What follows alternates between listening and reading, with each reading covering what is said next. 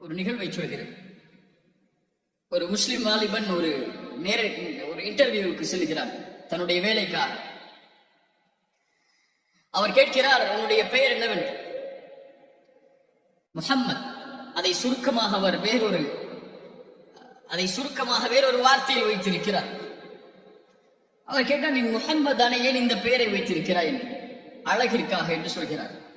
அழகிற்காக அல்ல, இன்று பலர் சொல்வதை போல்தான் தங்களை முஸ்லிம்களாக அவர்கள் வெளிப்படுத்த விரும்பவில்லை. தங்களுடைய பெயர்களை கூறி நான் முஸ்லிம் என்ற நிலையை அவர்கள் சொல்வதற்கு பயம். எங்கே என்னை பின்னுக்கு தள்ளி விடுவார்களோ, என்னை ஒரு மதவாதி என்று அடையாளம் காட்டி விடுவார்களோ என்று அவர் இன்று பலர் வெட்கப்படுவதைப் போல வெட்கப்படுகிறார். அல்லாஹ் அதிலிருந்து என்னை பாதுகாப்பானாக. அந்த இன்டர்வியூ எடுப்பவர் கேட்டார், இன்று வெள்ளிக்கிழமை ஜும்ஆவுடைய நேரம், இன்டர்வியூக்கு வந்திருக்கிறாயே என்று. நீங்க ஃப்ரைடே பிரேயருக்கெல்லாம் போக மாட்டீங்களான்னு சொல்லி அவர் சொன்னார், நான் போயிட்டேன்னா இந்த வேலை கிடைக்காத இருக்கு, அதனால அதை விட்டுட்டு வந்தேன். பரவாயில்ல, பாத்துக்கலாம், அதெல்லாம் பிரச்சனை இல்லை, ரொம்ப கம்பல்சரி தான் இல்லை அப்படின்னு சொல்றாரு. எல்லாவற்றிற்கும் கேட்கக்கூடிய மற்ற கேள்விகளுக்கு சரியான முறையில் அவர் பதில் சொல்லி விடுகிறார். இன்டர்வியூ முடிந்து வீட்டுக்கு சென்று விடுகிறார். அதில் நான் ஏன் அந்த வேலைக்காக நான் அங்கீகரிக்கப்பட வேண்டும் என்பதற்காக காத்திருக்கிறார். 2-3 நாட்கள் கழிகிறது, அவருக்கு போன் வரல. அந்த நிறுவனத்திற்கு கால் செய்து கேட்கிறார், இப்படி இன்டர்வியூக்கு வந்தேன், என்னால் முடிந்தவரை தெளிவான பதில்களை சொன்னேன், நான் ஏன் எடுக்கப்படல.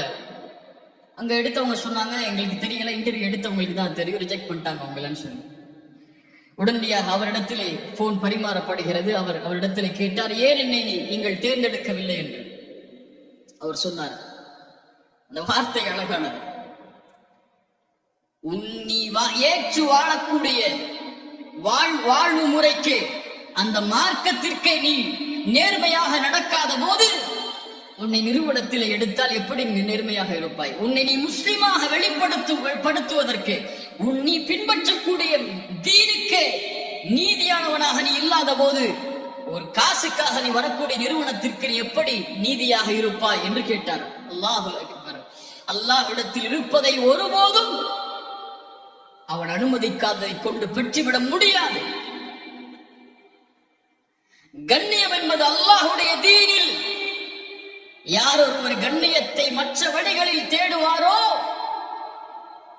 அது அவருக்கு இழிவைத்தான் கொடுக்கும், எதையும் கொடுத்து விடாது.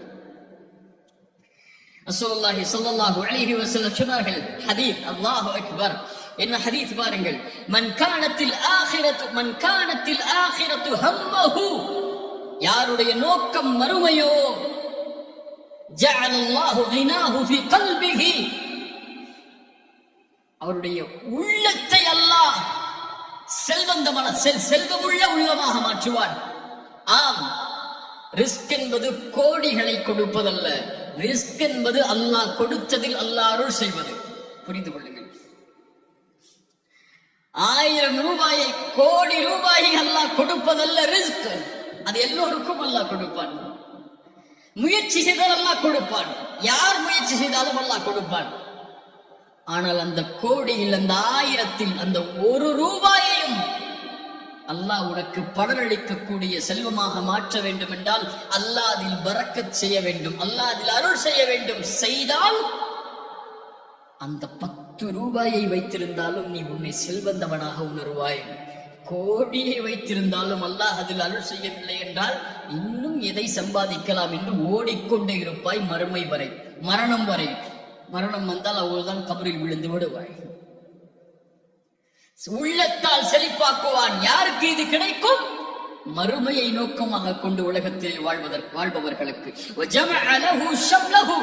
அவர்களுடைய காரியங்களை எல்லாம் அல்லாஹ் ஒன்றிணைப்பான். அவன் விரும்பினாலும் விரும்பவில்லை என்றாலும் துன்யா அவனை நோக்கி ஓடி வரும்.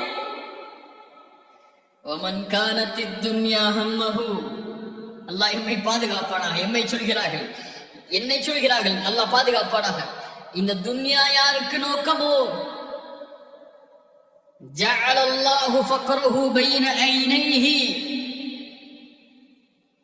அல்லாஹ் என்னுடைய நிலையை சீர்படுத்தட்டும். அல்லாஹ் ஏழ்மையை அவர்களுடைய கண்களுக்கு முன்னால் ஆக்கி விடுவான். எந்த ஏழ்மையை? செல்வம் இருந்தாலும் ஏழ்மையாக வாழ்வான். காரியங்களை எல்லாம் விளக்கி விடுவான். அவனுக்கு அல்லாஹ் நாடியதை தான் இந்த உலகத்திலே அவன் அடைந்து கொள்வான். விதிக்கப்பட்டதுதான் அடையுமே தவிர அவனுடைய ரிஸ்க் பறக்கச் செய்யப்படாது. அவனுடைய வாழ்வாதாரம் செழிப்பாக்கப்படாது. கோடிகளை வைத்திருந்தாலும் ஒரு நோயை கொடுத்தால் அந்த கோடிகள் மருத்துவமனைகள் கழிந்துவிடும். ஒரு 100 ரூபாயை கொடுத்திருந்தாலும் அல்லாஹ் அதில் நோய் இல்லாத வாழ்வை கொடுத்திருந்தால் அல்லாஹ் அக்பர். எது ரிஸ்க்? எந்த ரிஸ்கில் அல்லாஹ் பறக்கச் செய்திருக்கிறான்? அல்லாஹுடைய அந்த நிலைப்பாட்டில், அல்லாஹுடைய அந்த நிலையில் அல்லாஹ்வை ஏற்றி வாழ்வர்கள் வெற்றி அடைவார்கள். ஏழ்மை சிறந்தது. செல்வத்தில் அல்லாஹ்வை வரம்பு மீறுவதை விட ஏழ்மை சிறந்தது. அல்லாஹ் எம்மை செல்வந்தவனாக ஆக்குவனாக. உள்ளத்தால் கொடுத்ததில் நிம்மதி அடையக்கூடிய வாழ்வை அல்லாஹ் எனக்கும் உங்களுக்கும் தருவானாக. புரிந்து கொள்ள வேண்டிய 3வது அடிப்படை, அல்லாஹ் இந்த 2 வாழ்வாதாரத்தையும், குறிப்பாக அல்லாஹ் கொடுக்கக்கூடிய ஈமானுடைய வாழ்வாதாரத்தையும், பொதுவாக அல்லாஹ் கொடுக்கக்கூடிய வாழ்வாதாரத்தையும், எல்லோருக்கும் கொடுக்கக்கூடிய அந்த பொதுவான வாழ்வாதாரத்தையும் முயற்சி செய்யாமல் அல்லாஹ் கொடுப்பதில்லை. ஹுவல்லதீ ஜஅல லக்குமுல் அர்த ذلولا ஃபம்ஷூ ஃபீ மனாகிபிஹா. இந்த பூமியை அல்லாஹ் விரிப்பாக வசதியாக ஆக்கியதன் காரணம் ஃபம்ஷூ ஃபீ மனாகிபிஹா, அதனுடைய மூலைகளில் பயணியுங்கள். வகுலூ மிர் ரிஸ்கிஹி, அந்த உழைப்பிற்கு பிறகு, அந்த பயணத்திற்கு பிறகு, அந்த தேடுதலுக்கு பிறகு அல்லாஹ் கொடுத்த ரிஸ்கில் இருந்து சாப்பிடுங்கள். வ இலைஹின் நுஷூர். ரசூலுல்லாஹி ஸல்லல்லாஹு அலைஹி வஸல்லம் சொன்னார்கள், லவ் அன்னக்கும் தவக்கலூன அலல்லாஹி ஹக்க தவக்குலிஹி, அல்லாஹ்வின் மீது வைக்கக்கூடிய நம்பிக்கையை உறுதியாக நீங்கள் வைத்தால், பறவைகளுக்கு அல்லாஹ் எப்படி உணவளிப்பானோ அது போன்று அல்லாஹ் உங்களுக்கும் உணவளிப்பான். நம்பிக்கையை உறுதியாக வைத்தால் பறவைகளுக்கு உணவளிப்பவன் உங்களுக்கும் உணவளிப்பான். ஒரு உயிரினத்திற்கு உணவளிப்பவன் உங்களை மறக்க மாட்டான், உங்களுக்கும் உணவளிப்பான். ஆனால் பறவைக்கும் அல்லாஹ் எப்படி உணவளிக்கிறான்? அதனுடைய கூட்டில் அல்ல. ரசூலுல்லாஹ் சொன்னார்கள், தக்து ஹிமாசன், அது காலை நேரத்தில் பறந்து செல்கிறது ரப்புடைய ரிஸ்கை தேடுவதற்காக. வதரூஹு பிதானன், இரவு நேரத்திலே, மாலை நேரத்திலே கூட்டை வந்தடைகிறது வயிறு நிரம்ப. என்ன சொல்ல வருகிறார்கள்? அந்த நம்பிக்கையையும் பறவை எப்படி வைக்கிறது? சென்றால் தான் கிடைக்கும் என்பதற்காக சொல்கிறது. அல்லாஹ் ராஸிக் அர்-ரஸாக், வீட்டில் இருந்தாலே அல்லாஹ் எனக்கு உணவு கொடுக்கணும் எல்லாம் கிடைக்காது. அர்-ராஸிக் அர்-ரஸாக் எப்போது? நீங்கள் தேடி சென்றால் அல்லாஹ் கொடுப்பான். யார் முயற்சி செய்தாலும் அல்லாஹ் கொடுப்பான். இந்த உலகத்தில் இருக்கக்கூடிய பொதுவான ரிஸ்கை, அது போல்தான் மறுமையின் ரிஸ்கையும் ஈமானின் ரிஸ்கையும் அல்லாஹ் கொடுப்பான். யார் அதில் முயற்சி செய்கிறாரோ, யார் அதன் தேடலில் இருக்கிறாரோ. ஹுப்புல்லாஹ், அல்லாஹுடைய நேசம், அல்லாஹுடைய நேசத்திற்காக வாழ்பவர்களுக்கு கிடைக்கும். ஹுப்புன் நபி, நபியுடைய நேசம், நபியை பற்றி பேசுவது, நபியை பற்றி எழுதுவது, நபியுடைய வாழ்வை என்னுடைய வாழ்வாக மாற்றுவதற்கு முயற்சிப்பவர்களுக்கு கிடைக்கும். இபாதத்தின் நேசம், ஹுப்புல் இபாத், அந்த ஹலாவத், இபாதத்தின் இன்பம், அதில் முயற்சி செய்பவர்களுக்கு கிடைக்கும். தொழுகையின் இன்பத்தை, தொழுகையின் நேரத்தை கணக்கிட்டு தொழுபவர்களை தவிர மற்றவர்களால் அறிந்து கொள்ள முடியாது. நிஃபாக் உள்ளவர்கள் தொழுகையை பொடுபோக்காக தொழுவார்கள். ஏன்? அவர்களுக்கு அந்த ரிஸ்க் அளிக்கப்படவில்லை. யாருக்கு அந்த ரிஸ்கை அல்லாஹ் வழங்குகிறானோ, ஈமானுடைய ரிஸ்கை, அல்லாஹ் அவர்களை பாதுகாப்பான். பாவத்தில் ஒருபோதும் அல்லாஹ் அவர்களை பார்ப்பதை விரும்ப மாட்டான். وَمَن يَتَّقِ اللَّهَ يَجْعَل لَّهُ مَخْرَجًا وَيَرْزُقْهُ مِنْ حَيْثُ لَا يَحْتَسِبُ. அல்லாஹ் அஞ்சுபவர்களுக்கு அல்லாஹ் இந்த உலகத்திலே வரக்கூடிய சிரமங்களை அல்லாஹ் நீக்குவான். وَيَرْزُقْهُ مِنْ حَيْثُ لَا يَحْتَسِبُ. எண்ணாத புறத்திலிருந்து அல்லாஹ் அவர்களுக்கு வாழ்வாதாரத்தை வழங்குவான். யார் அல்லாஹ்வின் மீது நம்பிக்கை கொள்வார்களோ அவர்களுக்கு அல்லாஹ் போதுமானவன். அத்தவக்குல் அலல்லாஹ், அல் வக்கீலின் மீது நம்பிக்கை. அத்தவக்குல் என்றால் என்ன பார்த்தோம்? சிதுகு இஅ்திமாதுல் கல்பி அலல்லாஹி பிஅக்தி பில் அஸ்பாப். காரியங்களை எடுத்துக்கொண்டு அல்லாஹ்வை மட்டுமே சார்ந்திருத்தல் தான் நம்பிக்கை. காரியங்களை எடுத்துக் கொள்ளாமல் அல்லாஹ் எனக்கு வாழ்வாதாரத்தை கொடுப்பான் என்று நம்பிக்கை வைப்பது வீண். உழைத்தால் அல்லாஹ் கூலி கொடுப்பான், உழைத்தால் அல்லாஹ் செல்வத்தை கொடுப்பான். உழைக்காமல் வீட்டிலே அமர்ந்திருந்தால் அல்லாஹ் எதை கொடுப்பான்? உமர் இப்னு கத்தாப் ரலியல்லாஹு அன்ஹு ஒரு முறை ஜும்ஆவுடைய நேரத்திற்கு பிறகு பள்ளிக்கு வருகிறார்கள். யமன் தேசத்தவர்கள் அமர்ந்திருக்கிறார்கள். மன் அன்தும்? சொன்னார்கள், நஹ்னுல் முத்தவக்கிலூன், நாங்கள் அல்லாஹ்வையே சார்ந்திருப்பவர்கள். சொன்னார்கள், நீங்கள் முத்தவக்கிலூன் அல்ல. யார் முத்தவக்கில்? இந்த பூமியில் விதையை போட்டு அல்லாஹ்வின் மீது நம்பிக்கை வைப்பான். விதையை போடுவான், முயற்சி செய்வான், அதன் மேல் அல்லாஹ்வின் மேல் நம்பிக்கை வைப்பான். பள்ளிவாசலிலேயே அமர்ந்திருந்து அல்லாஹ் எனக்கு உணவளிக்க வேண்டும் என்றால் எப்படி கொடுப்பான் என்று உமர் இப்னு கத்தாப் ரலியல்லாஹு அன்ஹு அவர்கள் கேட்டார்கள். சுப்ஹானல்லாஹ். அல்லாஹ்வுடைய ஈமானுடைய ரிஸ்கை அல்லாஹ் நாடியவர்களுக்கு வழங்குவான். அதற்காக உழைக்கக்கூடியவர்களுக்கு அல்லாஹ் வழங்குவான். பொதுவான ரிஸ்கையும் முஸ்லிம், காஃபிர், முஃமின், அல் ஃபாஜிர் என்று வேற்றுமை இல்லாமல் யார் முயற்சி செய்தாலும் அல்லாஹ் வழங்குவான். ஏன்? அவன் ரப்புல் ஆலமீன், எல்லோருக்கும் பொதுவான இறைவனவன். முஸ்லிம்களுக்கு மட்டும் உரித்தானவன் அல்ல அவன், முஃமின்களுக்கு மட்டும் உரித்தானவன் அல்ல, எல்லோருக்கும் பொதுவானவன் அவன். எல்லோருக்கும் அர்-ராஸிக், எல்லோருக்கும் அவன் அர்-ரஸாக். முயற்சி செய்தால் யாருக்கு வேண்டுமானாலும் அல்லாஹ் வழங்குவான். ஆனால் குறிப்பான ரிஸ்க், ஈமானுடைய ரிஸ்க், உள்ளத்தில் அல்லாஹ் கொடுக்கக்கூடிய அந்த ஹலாவத்துடைய ரிஸ்க் அல்லாஹ் நாடியவர்களுக்கு வழங்குவான். ஹாத்திம் அஸ்ஸம் அவர்களிடத்தில் கேட்கப்பட்டது, யா ஹாத்திம், நம்பிக்கையில் உறுதியாவது எப்படி? வாழ்வை நிம்மதியாக கழிக்கின்றீர்களே எப்படி? சொன்னார்கள், 4 காரணங்கள் அதில் இருக்கிறது. அலிம்து பிஅன்ன ரிஸ்கி லா யாஹுதுஹு கைரி, எனக்கு கொடுக்கப்பட்ட ரிஸ்கை யாரும் எடுத்துவிட முடியாது. என்னுடைய ரிஸ்க் எனக்கு தான் வந்து சேரும், யாரும் அதை அபகரித்து விட முடியாது என்று எண்ணுகிறேன். என் உள்ளம் நிம்மதி அடைகிறது. என் செயலை என்னை தவிர யாரும் செய்ய முடியாது என்று எண்ணுகிறேன். அதனால் என்னுடைய செயல்பாடுகளை நான் செய்கிறேன் அல்லாஹ்விற்காக. என்னை அல்லாஹ் எல்லா நேரத்திலும் கண்காணிக்கிறான் என்பதை அறிந்திருக்கிறேன். அதனால் அவன் என்னை பார்க்கும் போது பாவம் செய்வதிலிருந்து வெட்கமடைகிறேன். என் மரணம் என்னை எதிர்நோக்கி இருக்கிறது என்பதை அறிகிறேன். அதனால் அதற்கான தயாரிப்பை செய்கிறேன் என்று.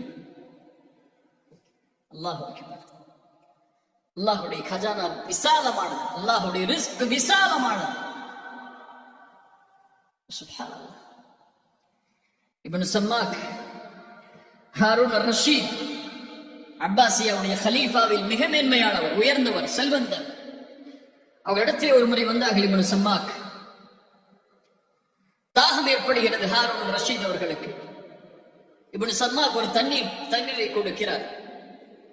பாதி இருக்கிறது அதில். உங்களுக்கு தாகிக்கிறது, எதுவும் இல்லை, இந்த தண்ணீர் தான் இருக்கிறது. இதை நான் உங்களுக்கு கொடுக்க வேண்டும் என்றால் எனக்கு எதை கொடுப்பீர்கள் நீங்கள்? ஹாரூன் ரஷீத் சொன்னார்கள், என் ஆட்சியில் பாதியை உனக்கு கொடுக்கிறேன் என்று. அந்த தண்ணீர் எனக்கு வேண்டும் என்பதற்காக கொடுத்தார்கள். கொடியுங்கள் மன்னரே. சிறிது நேரத்திற்கு பிறகு கேட்டார்கள், நீங்கள் வயிற்றிலே குடித்த அந்த தண்ணீர் வெளியேற சிரமப்படுகிறது, அது வெளியேறக்கூடிய மருந்தின் இடத்தில் தான் இருக்கிறது என்றான்.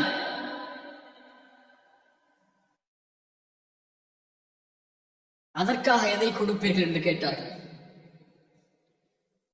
நான் கொடுக்கக்கூடிய தண்ணீரை கொடுத்தால் அது வெளியேறிவிடும், அந்த மருந்தை கொடுத்தால் வெளியேறிவிடும். இந்த மருந்துக்கு விலை என்ன உங்களிடத்தில்? குடிப்பது, குடித்ததற்கு பிறகு வெளியேறுவது. சொன்னார்கள், இன்னும் இருக்கக்கூடிய பாதி ஆட்சியை உனக்கு கொடுத்து விடுகிறேன். இப்னு சம்மாக் சொன்னார்கள், உன் ஆட்சி மேலானது என்று நினைத்தேன். ஆனால் இந்த ஒரு டம்ளர் தண்ணீர் அளவிற்கு கூட உன் ஆட்சி நிகராகாது என்று சொன்னவுடன் ஹாரூன் ரஷீத் அவர்கள் ஆள ஆரம்பித்தார்கள். அல்லாஹ் எது ஆட்சி? அல்லாஹ் கொடுக்கின்ற ரிஸ்கை பொருந்தி வாழ்வதுதான் மேன்மையான ஆட்சி. அதுதான் மேன்மையான செல்வம், அதுதான் உயர்வான செல்வம். அவனிடத்தில் இருப்பதை, அந்த ரிஸ்கை ஹராமை கொண்டு ஒருபோதும் அடைந்துவிட முடியாது. செல்வத்தை சம்பாதிக்க வேண்டும் என்பதற்காக இன்று பலர் வட்டியில் மூழ்குகிறார்கள். அல்லாஹ் நாடியதை தவிர எதையும் நீ பெற்றுக்கொள்ள முடியாது. அதை ஹலாலில் தேடு, ஹராமில் தேடி உன் வயிற்றை நெருப்பாக மாற்றி விடாதே. உலகத்தில் அல்லாஹ் தடுத்த முறையில் வியாபாரம் செய்கிறார்கள் பலர். இல்ல மாஷா அல்லாஹ், அவர்களுக்கு தெரியும் அது ஹலாலா ஹராமா என்று. எல்லா முஸ்லிம்களுக்கும் தெரியும் அப்படி சம்பாதிக்கக்கூடிய முறை எதிலிருந்து வருகிறது என்று. ஹராமில் தேடி விடாதே அல்லாஹ்வுடைய ரிஸ்கை, அல்லாஹ்விடத்தில் இருக்கக்கூடிய அந்த பரக்கத்தை, அந்த நிறைவை ஹலாலை தவிர எதிலும் அடைந்து விட முடியாது. அல்லாஹ் ரப்பல் ஆலமீன் நம்மை சீர்படுத்துவானாக. அல்லாஹ்வுடைய பெயர்கள் பண்புகளில் இன்று நாம் பார்த்தது அர்-ரஸாக், அர்-ராஸிக். நமக்கு வாழ்வாதாரத்தை அளிப்பவன் அவன்தான். அந்த வாழ்வாதாரத்தை அவன் முடிவு செய்திருக்கிறான். முடிவு செய்திருந்தாலும் அதை தேடினால் தான் அல்லாஹ் கொடுப்பான். ஹலாலில் தேடியவர்கள் அல்லாஹ்வுடைய ரிஸ்கை அடைந்து கொள்வார்கள், ஹராமில் தேடியவர்களும் ரிஸ்கை அடைவார்கள். ஆனால் மேன்மையாக வாழ்பவர்கள், இந்த உலகத்திலே நிம்மதியோடு வாழ்பவர்கள் ஹலாலில் தேடியவர்கள் மட்டுமே. அல்லாஹ் அர்-ராஸிக், அல்லாஹ் அர்-ரஸாக்.